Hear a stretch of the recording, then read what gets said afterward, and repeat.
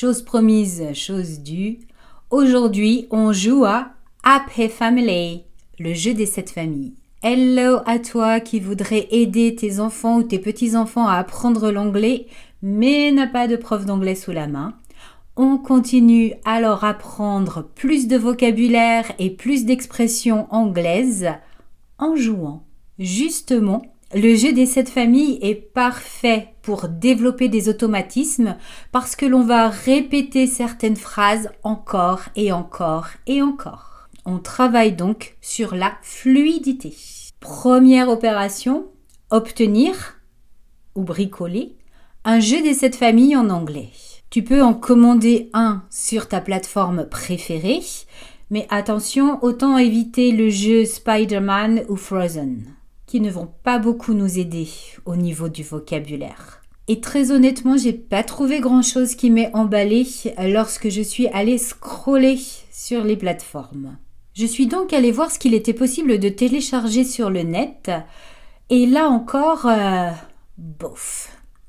Le seul qui m'a vraiment emballé, c'est celui qui est proposé par NA, Nature Addict, parce que en fait, il est sur un vocabulaire intéressant pour les enfants, celui des animaux. Il n'est malheureusement disponible qu'en français, mais après 2-3 manipulations sur Canva, j'ai réussi à en faire un jeu in English. Je te mets malgré tout le lien pour Nature Addict dans la description parce qu'il reste très joli. Et puis c'est intéressant de jouer avec les crocodiles et les pandas. Mais le mieux, ça reste quand même de prendre le jeu des enfants, celui avec lequel ils jouent depuis des années, et de lui faire un petit lifting. Tu as besoin pour cela d'un peu de sparadrap blanc et d'un stylo bic. Pour ce qui est du vocabulaire autour du jeu, Do you want to play? It's my turn. Je te renvoie à la vidéo que j'ai fait il y a quelques temps. Je mets le lien en description. Il y aura néanmoins un vocabulaire spécifique à la partie de Happy Families que tu vas devoir intégrer dans le jeu. Tout d'abord, il y a les membres de la famille. Voici un exemple avec la famille Pompier. Tu retrouves the father, le père, the mother, la mère, the grandfather, le grand-père, the grandmother, la grand-mère, the daughter, la fille, and the son, le fils. Celui qu'on a généralement de la peine à retenir, c'est daughter, la fille. Mais attention avec le fils, the son, la prononciation est très importante. Souvent avec mes étudiants, j'ai l'impression qu'ils disent the sun, le soleil, voire même parfois the song, la chanson. Si tu n'es pas tout à fait sûr de toi, je t'ai préparé un short pour que tu puisses réécouter tous les termes et bien les assimiler. Je mets le lien dans la description. Mets-le dans tes favoris le temps d'être bien sûr de toi sur toutes les prononciations.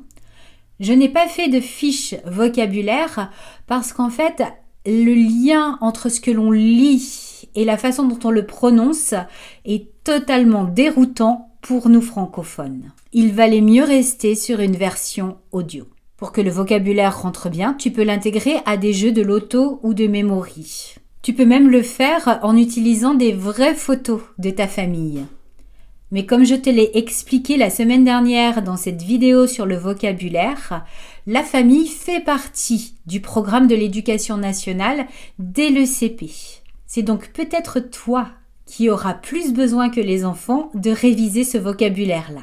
Ensuite, il y a les phrases répétitives du jeu à bien connaître et maîtriser. La première, c'est « Do you have ?» Do you have? Est-ce que tu as? Do you have the crocodile father? Do you have the panda daughter?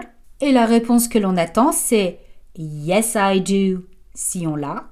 « No, I don't » si on ne l'a pas. Yes, I do. No, I don't. Et si c'est no, I don't, on peut aussi dire pioche. L'expression anglaise, c'est draw a card. Draw a card. Et là, red alert. Il s'agit exactement du même verbe que lorsque l'on dit dessiner. To draw peut à la fois vouloir dire dessiner ou bien tirer. Et oui, c'est comme en français, il y a des homonymes en anglais. Attention donc, nous avons 2 fois le même verbe, mais de temps en temps il veut dire dessiner et de temps en temps il veut dire tirer. Draw a monster, dessiner un monstre.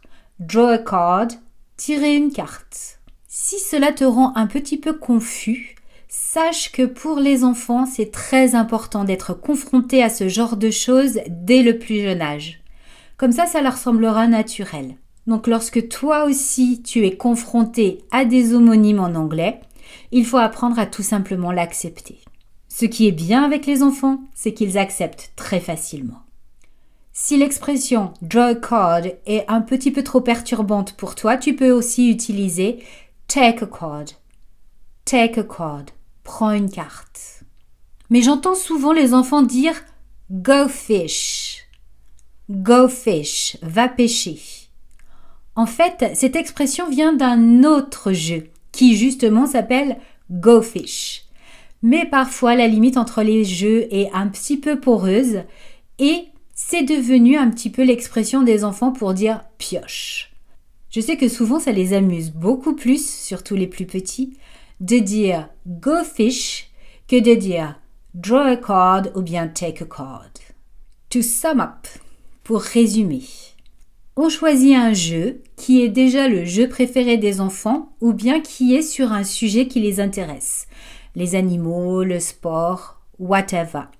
Si on n'en a pas, on le bricole. Quand on a des enfants ou des petits-enfants, on a forcément du sparadrap à la maison.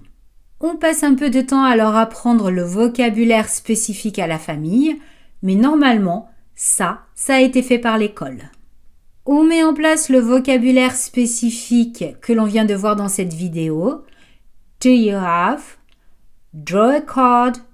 Pick a card. Et pourquoi pas, go fish. On joue à Happy Families. Encore une fois, practice makes perfect. C'est en forgeant qu'on devient forgeron. Practice makes perfect. Tout ne sera donc pas forcément parfait dès la première partie. Ton objectif à toi, c'est que les enfants aient envie de continuer à jouer.